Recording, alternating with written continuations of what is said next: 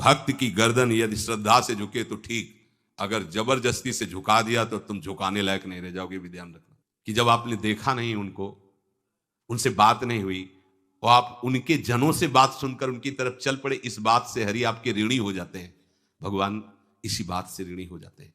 बस ये बात आप हृदय में बैठा लीजिए। जैसे लोग प्रश्न करते हैं ना कि हमने भगवान को देखा नहीं, भगवान को हम कैसे, किसी की बात तो मान लो ना।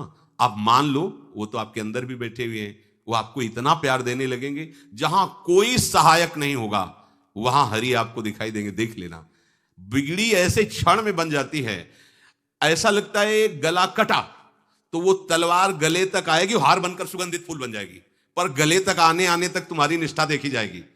नहीं नहीं, बस मेरे हरि का यही विधान, वो आते आते हार बन जाएगी, वो तलवार तुम्हारा गला नहीं काट पाएगी, क्योंकि गले में हरि नाम चल रहा है। मान लो हमारी महालक्ष्मी चरण चापती रहती, क्या चाहिए तुम्हें, क्या चाहिए, आप सच्ची मान, क्या मतलब कितनी मलिनता छा गई है। हम इसको मार देंगे तो 2 लाख रुपए मिल जाएंगे, ये कर देंगे तो, अरे भैया अगर तू हरि नाम जपेगा तो इसकी कीमत नहीं है, कीमत नहीं, अमूल्य वस्तु है, इसके ब्याज में तू कुबेर बन सकता है।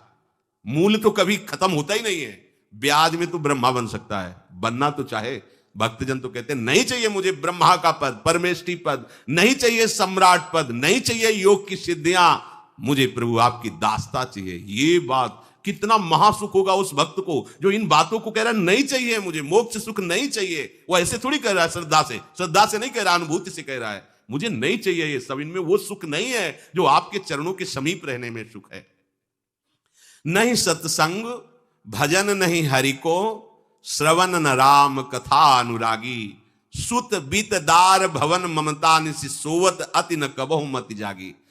अरे तेरी बुद्धि सो रही है, जगा दे। पुत्र में, रुपया में, स्त्री में, मकान में, इसमें सबकी ममता होती है, सबकी, जितने सृष्टि में पैदा हुए, केवल सत्संगी की नहीं होती।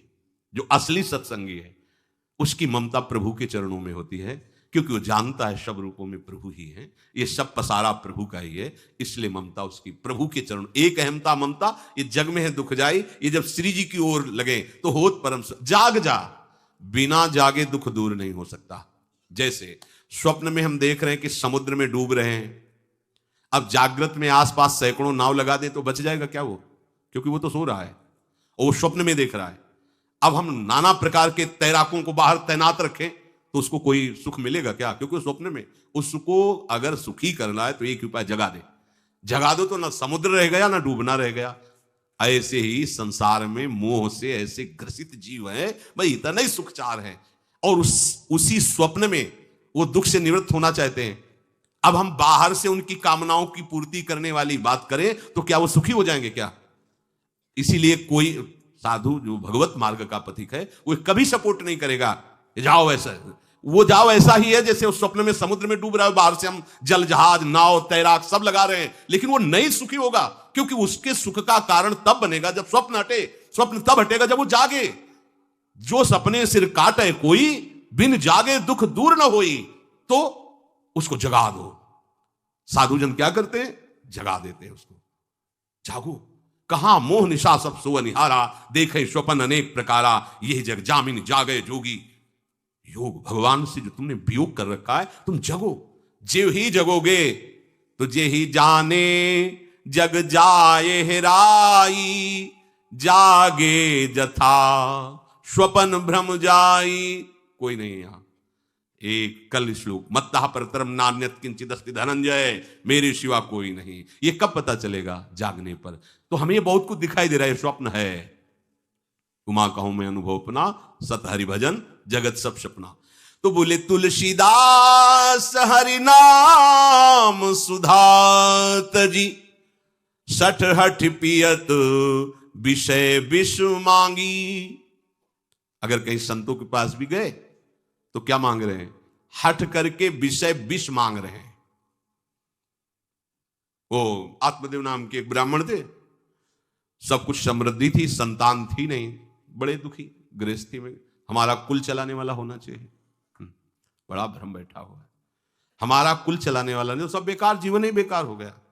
बिना गुरु के यदि शास्त्र पढ़ोगे ना तो भ्रमित हो जाओगे। स्पष्ट लिखा, पुत नाम के नरक की उसको प्राप्ति होती जिसके संतान नहीं होती। अब तो गृहस्थ में बेचारा पड़े परेशान, उन्होंने सोचा इससे अच्छा है आत्महत्या कर लें। बहुत संतों के पास जाकर के यज्ञ करके सब अपनी कामनाओं की पूर्ति चाहते, दान पुण्य दे करके। उसने भी जितना उपाय हुआ किया, नहीं हुई संतान, मरने के लिए जंगल में। उधर से एक सन्यासी जी आ रहे थे, देखा साधु तो ब्राह्मण तो थे, उठे प्रणाम किया, देखा उनको उदास क्यों हो। उनका महाराज उदास ही नहीं, मैं तो आत्महत्या करने आया हूं यहाँ जंगल में। अरे ये तो महापाप है, आत्महत्या तो बड़ी दुर्गति का कारण है। बोले महाराज अगर आप बचाना चाहते हो तो आप कृपा करो। क्या क्या चाहते हो? बोले हमारे पास सब कुछ है, बेटा नहीं दोगे तो हमारा जीवन बेकार। तो उन्होंने अंतर्दृष्टि से देखा और कहा 7 जन्म तक तेरे पुत्र नहीं भाग्य में तेरे लिखा है। तो उसने कहा फिर तो अभी मरते हैं, आत्महत्या करते हैं, 7 जन्म की बात, हम 7 दिन नहीं जिएंगे, हमें पुत्र चाहिए। संत का दयालु। देखो जिनके पास तपस्या और भजन का धन होता है, जब भगवान अधीन है तो कुछ भी कर सकते हो, कुछ भी कर सकते हैं। प्रारब्ध मिटाना कोई बड़ी बात नहीं। प्रारब्ध जानते, कोई देवता थोड़ी है, तुम्हारा पीछे का किया हुआ कर्म है।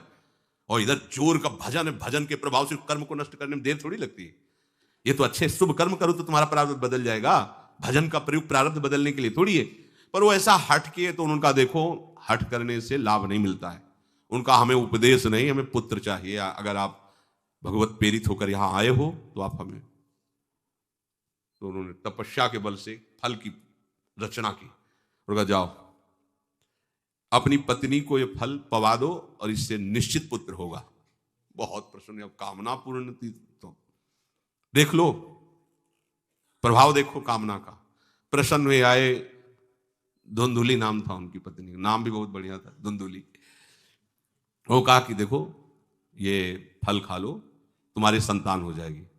बहुत मीठी बात बोलती थी, मृदुभाषी, कपट हृदय, अलग अलग क्षेत्र होता है, हृदय कपट और मुख में मीठी बात।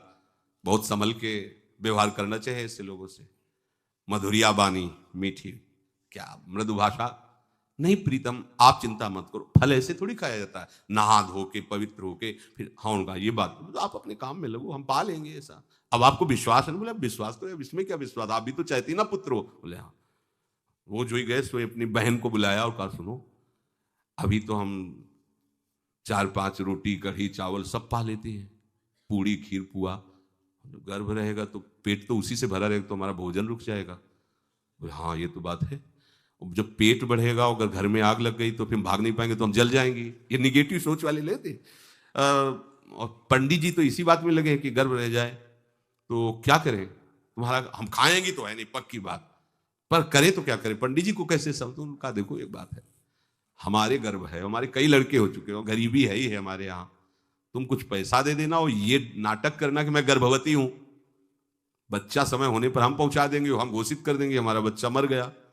तो पंडित जी को तुम नाटक में बताते रहना कि गर्भ है, बच्चा हो जाए। पंडित जी कह देना बच्चा हो गया है, तो बोले दूध पिलाने की समस्या आएगी। तो बोले ये तुम कह देना कि पहला पहला बच्चा है, हमारे वक्षा स्थल में दूध नहीं, हमारी बहन का था तो मर गया बच्चा, तो उनको बुला लेती तो बात बन जाएगी, बढ़िया बात हो गई।